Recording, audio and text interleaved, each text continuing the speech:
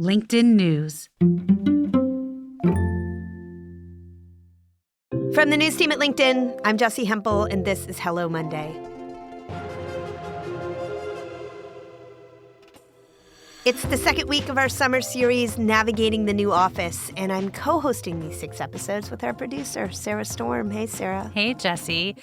I'm so excited for today. Last week, we talked about interpersonal relationships, and this week we have, the ideal follow-up episode.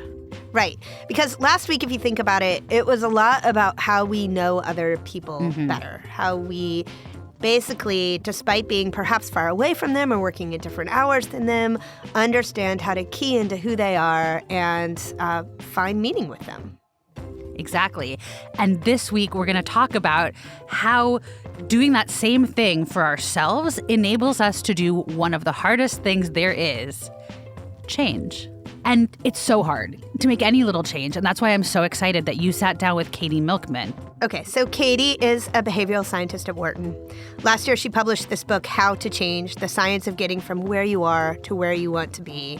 And I felt like this was the right episode for right now this summer because we've all kind of had a lot of change foisted on us over the last couple of years, but this is a proactive approach to change. This is the kind of change, not that happens to you or that is demanded of you, but that you can elect, you can choose yourself. And that just feels important to me right now.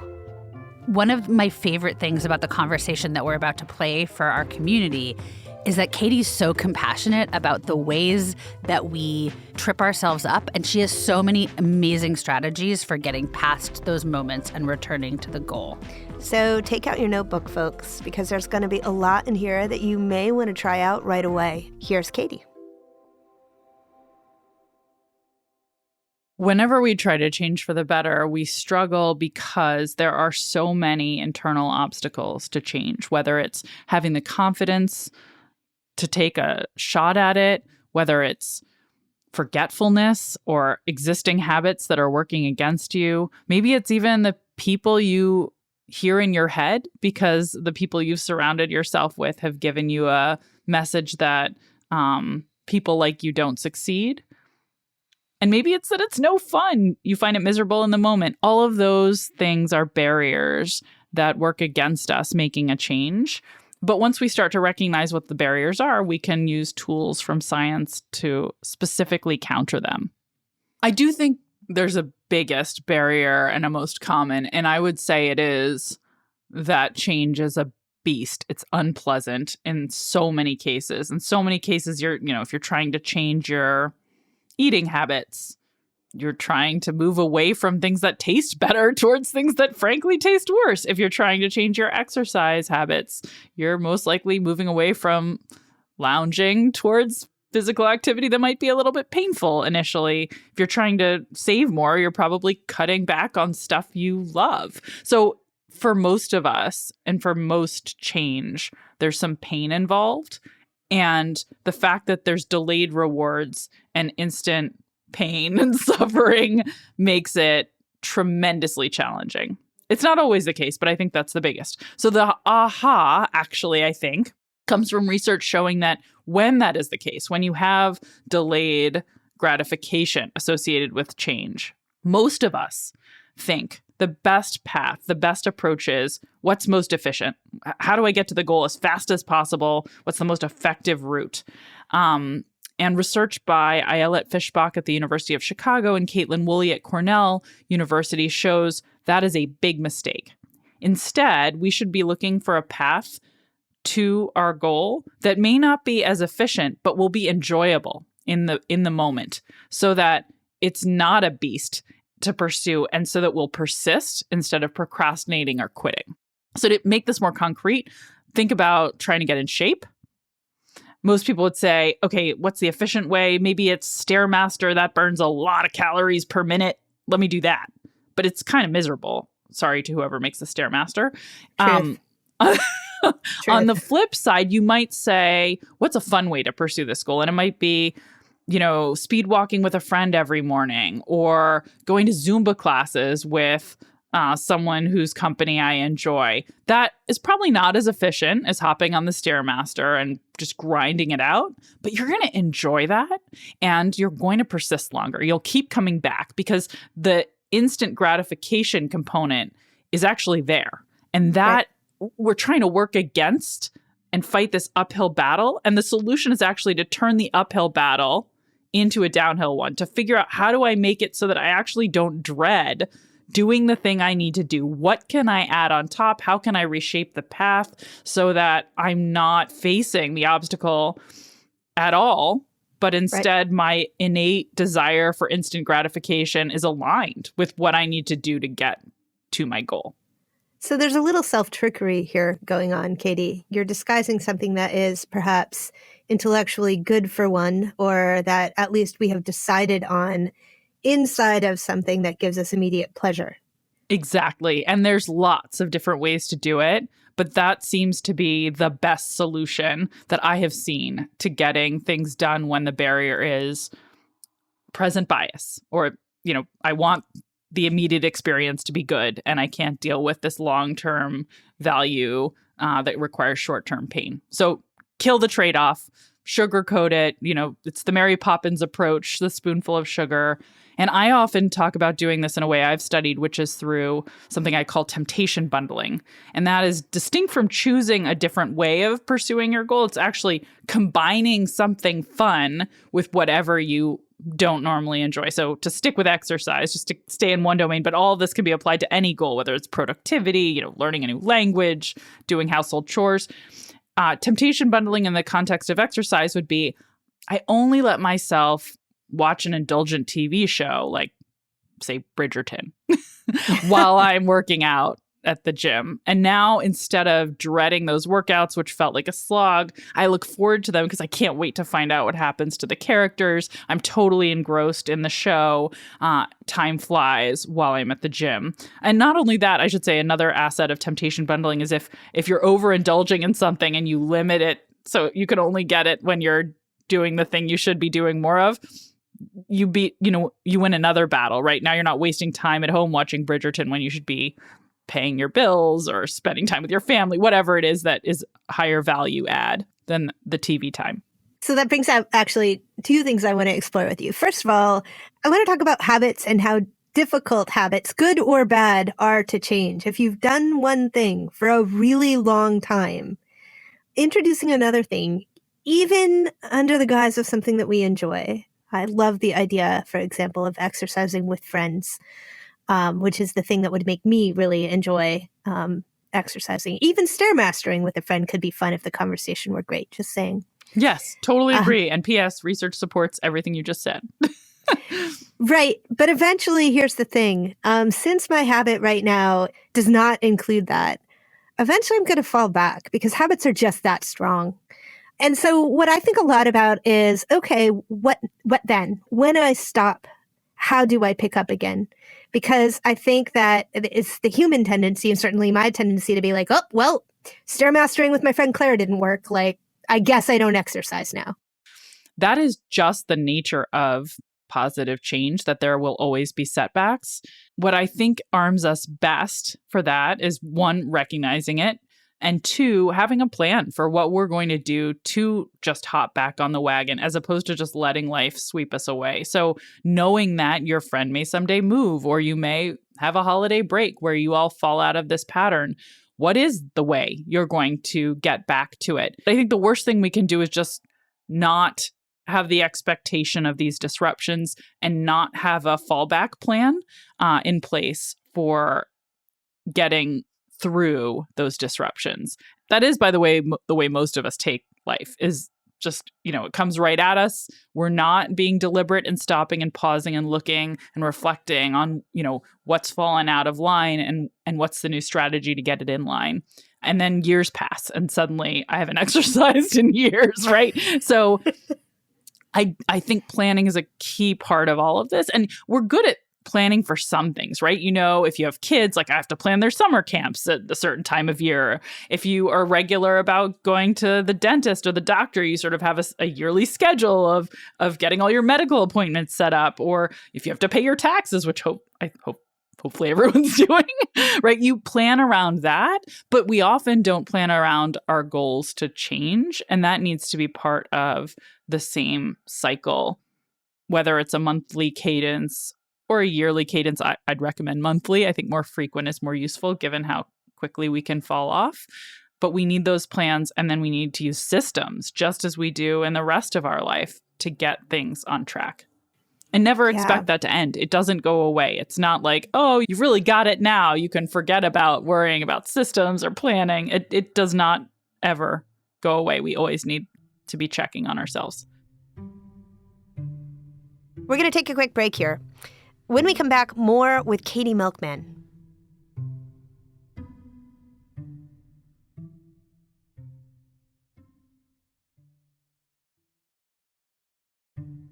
And we're back. Now, we've established that it's hard to change. Very hard. One of the pitfalls people run into is that they try to change everything all at once. Now, we know that that is impossible. It's a recipe for disaster, and yet we try it anyway. Like every New Year's Eve when we make our list of resolutions. I asked Katy if there's a right amount to take on, and here's what she had to say. So you're 100% right that it is a setup to fail. There's some wonderful research that's been done by a team at UCLA looking at what happens when people set multiple goals and sort of start planning for those multiple goals. And it shows that it's actually harmful. The more plans you make around different goals, the more demotivated you become because suddenly you realize, oh my gosh, this is so much. And of course, we don't hit goals if we don't plan. So that unpacking process for the multiple goals is really problematic. One big goal at a time seems to be the right prescription. Of course, you may have a series of goals you want to achieve, but thinking about them as a series as opposed to a simultaneous set is really the best way to go. And if you start with one goal this Monday and get on track and start having that built into the rhythm of your life, then once that starts to feel less like an uphill battle and more like your systems are working, that's the time to introduce a focus on, what was next on my list? It's sort of like a to-do list. You've got to go through it in order, and it can't all be at the same moment with the unpacking that will overwhelm you. One thing that you talk about that I use a ton is this idea of fabricating a fresh start. So you have your New Year's resolutions, which I talked about quite a lot on the show, so most frequent listeners will know that I resolved to become a vegetarian. I'm here to tell you that I am not a vegetarian, so that one didn't stick. And yet, I don't feel like all is lost on that front because my diet's improved a good deal, and also because I have a fresh start for myself. I will once again attempt to become vegetarian. Maybe you could describe a little bit about what the fresh start effect is. Yeah, this is one of my favorite things I've ever studied. The fresh start effect is this phenomenon where when we feel like we have a new beginning in life, whether it's triggered by an arbitrary date on the calendar that signals something's changing, like a Monday or the beginning of a new year, the start of a new month, the celebration of a birthday, or something more substantial, right? Like a change in your work, a change in where you live. These moments that give us a sense of a new beginning also give us a sense that we have a clean slate and a fresh start and that we can achieve more than we would be able to otherwise. They make us feel like our past failures were the failures of almost someone else, someone in an old chapter of life. You know, that was the old me. This is the new me. This year, this week, this job is going to be different. And in a sense, it's an illusion, right? This is our mind playing tricks on us. It comes from the way that memory is constructed. We think as if we're characters in a book, and we have this autobiographical narrative where we put in chapter breaks in our life stories. But it can be very functional. It can be very useful to be able to relegate things to the past and say, yeah, okay, last year I didn't manage to achieve my New Year's resolution to become a vegetarian, but that was the old me and the new me's all over it. That's useful. It motivates us. It inspires us. And I don't think we can create them at arbitrary moments. We don't have an ability that I've seen in my research to just say, okay, today is a fresh start. It has to resonate as a meaningful date, a meaningful transition that gives us this sense of true freshness, if you will. But there are a lot of moments like that, including Mondays, as we discussed. In our research, we've shown that people do this naturally. So when we look at when people search for the term diet on Google, when they visit the gym, when they create goals on a popular goal-setting website around everything from their health to their career to their finances, they naturally create more goals at the start of a new week, month, year, following holidays, following birthdays, particularly, I should say, holidays that we associate with fresh starts. So think more dates like Labor Day and less dates like Valentine's Day. But we can also draw attention to dates that people associate with fresh starts in our research and trigger more goal pursuit. And that, I think, is really exciting. And it suggests that all of us could do it for ourselves as well. Just as you said, on my birthday, I'm going to have a fresh start. You're taking this concept and you're using it to your advantage. You're pegging your goals to that date. And I think we can look for more opportunities to do that. And I would predict that should produce better results. What has your own path been like? I do feel like studying this, learning about the tools has made me much more effective in my own career and much more forgiving of myself as a human, as opposed to slipping up, which I do all the time, and saying, I'm a failure. This is a disaster. It's diagnostic of who I am and what I'm capable of. I think actually it's given me a mindset, and this comes from research too, by the way. There's wonderful work by Carol Dweck at Stanford University showing that when we have a growth mindset and we say, I can get better, there are ways that I can grow, we put in more effort, we end up with better outcomes than when I say, I am sort of fixed. I am not a work in progress. I have a certain capacity and I can't get any better. I love that you brought us to Carol Dweck's work, because most of what we do in our life is not about arriving at the static moment that the change has taken effect. It's about the pursuit of change. And the pursuit of change is a beautiful way to live a life. I 100% agree with that. I also think that if your goal is dichotomous, right? And you talked about setting the New Year's resolution of becoming a vegetarian. Okay, we end up with a lot of failures. Mostly New Year's resolutions fail, for example, but very few goals are truly dichotomous in terms of thinking about, have I grown as a person? Because as you said, okay, you're not still a vegetarian, but your diet is better. And that is really important too. And that's one of the functions of trying to change and trying to grow. It's not that we'll always reach our destination, but that we're moving in a good direction. And so I think that's important to keep in mind as well. This is beautiful, Katy. We went up, we went down, we went left, we went right. Is there anything that we didn't address that you would love to make sure that we talk about if we're going to understand your work, or why our listeners should go out and find your book? One thing that we haven't talked about that I think your listeners might really find interesting is the power of giving advice to other people when you're struggling with a challenge, and the power of asking others to give advice when they're struggling with a challenge, which is very counterintuitive.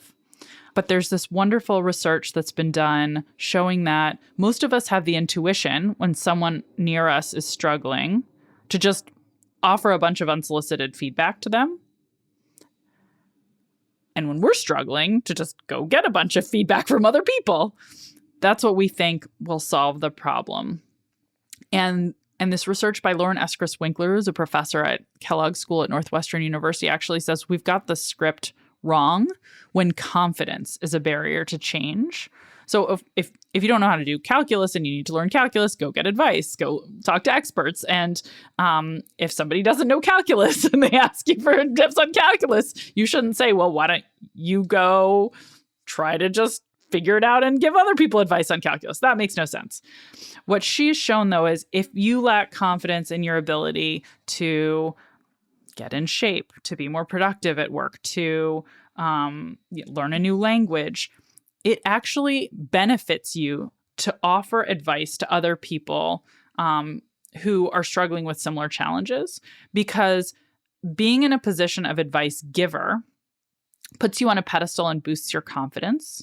It forces you to introspect about what might work for you. And then you offer up solutions that you might not have thought of otherwise. And once you do, and you suggest something to someone, you're going to feel like a hypocrite if you don't do the same thing yourself. I have started to see in my own life ways that I'm using this to great benefit. One of them being that I have an advice club of women with similar career goals. And we reach out to each other when we're not sure what to do about an opportunity. And it started out to me mentally as, oh, this is amazing. I sort of have a group of free consultants and I'm providing my own free consulting as a way to make it fair. And I'm going to get all this feedback. It's going to be great. Also, I thought camaraderie might be nice and might be built, but it has had this magic extra thing that I never anticipated, but I now recognize thanks to Lauren's work, which is when I am asked for advice on a challenge a peer is facing and I offer it, I grow. Yeah. Because I see, wow, I actually can think objectively as an outsider through this challenge. It sort of boosts my confidence. I do have the tools to figure out what's the right thing to suggest to my friend to do. I come up with good solutions, and then I face similar challenges myself, and I'm totally ready to go.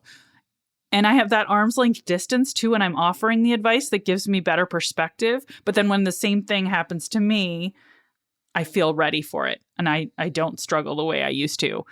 It's amazing. And I think all of us should, one, have advice clubs, and two, have the mentality when we're coaching, mentoring other people at work to not always just chime in with our 10 cents or 2 cents or 20 cents or however many cents you chime in with, but actually sometimes to ask the person, what would they say to someone else in the same situation? And even to give people who are struggling more mentoring opportunities so they can grow through that experience.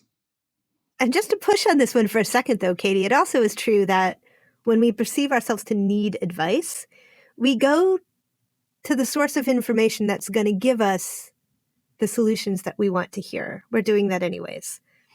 I'll give you a really direct example. I have a good friend, Heather, and she will often call me when she's about to make a purchase, a pair of shoes.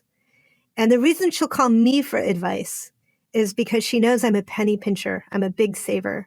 And my answer is always, do you already have a similar pair? You don't need those. So when she actually wants the advice to be buy the shoes, she calls another friend, not me.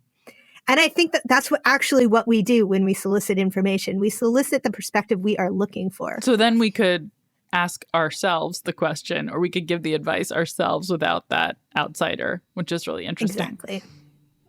That was Katy Milkman. She does so much deeply cool work on the science of change. Visit her online at katymilkman.com to learn more. Learn all about it. So now I'm bringing back Sarah, just as we did last week, to talk a little bit about what we learned. So, hey, Sarah, what'd you think of that? I loved your conversation with Katy because, Katy talks about the two kinds of researchers, like the people who never have any problems and the people who are like, I'm going into this to figure out my stuff. And she's one of those people who has gone into it to figure out her stuff.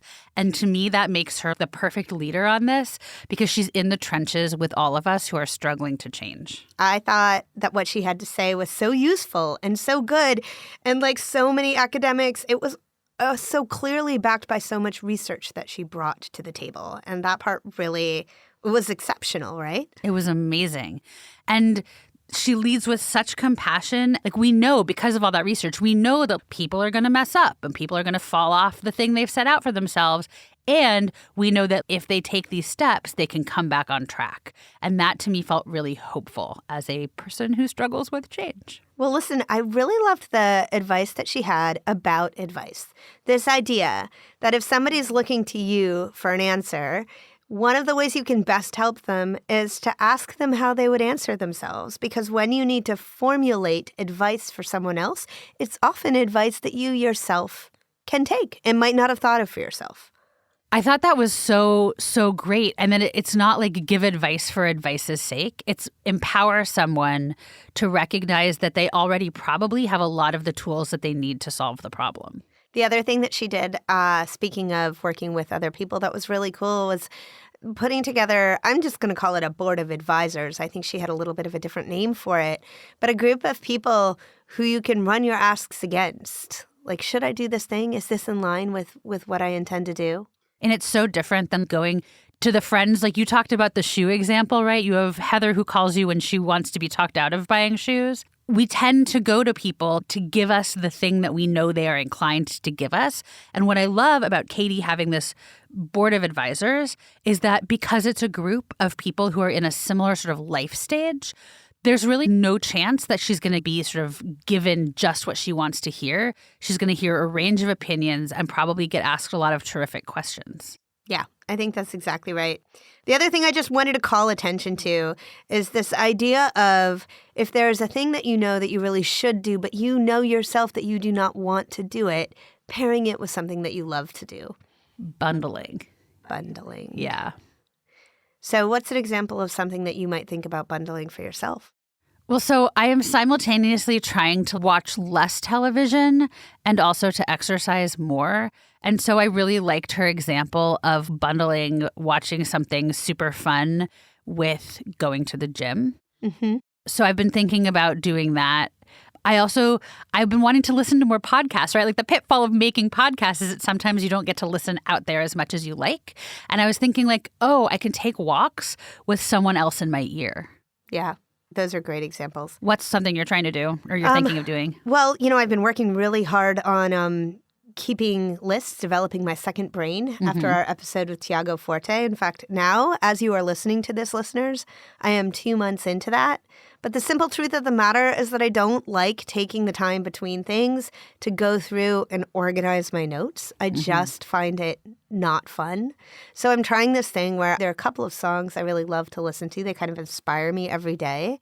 One of them is Carole King's Beautiful. I mean, I've really listened to this song on average once a day for the last 10 years. I just think there's so much to it. So I put on that song and I do the list. And that so far seems to work really well, or at least it has for the last 3 days. Amazing. So keep us posted. Here's a great opportunity to let us know how that worked out for you. It's going to be a little while between the time we're sitting in this booth and when everybody will hear this episode. Folks, come to office hours. Jessi and I and some of the core Hello Monday team members gather together with our community on the LinkedIn news page at 3 p.m. every Wednesday afternoon. That's 3 p.m. Eastern time. Every Wednesday afternoon, you can find us either on the LinkedIn news page, or if that feels too complicated for you, just email us at hellomonday@linkedin.com. We'll send you a link. And I should say, since you and I are here together, Sarah, we've got a lot of folks who come every week. We usually have around 300 folks in the chat. But there are 25 of you who don't miss it. You know who you are. You're listening right now. We love hearing from you. We feel like you are hearing me and Sarah on this show right now, but we kind of feel like we are hearing you guys in our heads and are so grateful for that. 100%. We are lucky to have such an amazing community. I have heard several times that the Hello Monday office hours community is like the nicest place on the internet. And I think that's pretty accurate. Like our community is kind and I value that so much. So come check it out. And of course, if you really want to help the show, rate and review us on any podcast app you listen. I've been listening lately on Pocket Cast. I really like the design. Hello Monday is a production of LinkedIn. Sarah Storm produces our show with mixing by Joe DeGiorgi. Florence Iriondo is head of original audio and video. Dave Pond is head of news production. Michaela Greer and Victoria Taylor are great at making change. Our music was composed just for us by the mysterious Breakmaster Cylinder. Dan Roth is the editor-in-chief of LinkedIn. I'm Jessi Hempel. You've heard today also from the illustrious Sarah Storm, and we'll be back next Monday. Thanks for listening. I'm in downtown Philly, about half a mile from the University of Pennsylvania where I work. Philly is basically the outer borough of New York City, right? It does feel like a more manageable New York City to me. I love New York too, I should say. I lived in New York a couple of summers as a college student, and it's a great place. But Philly, it's sort of like living in New York City for a tenth the price.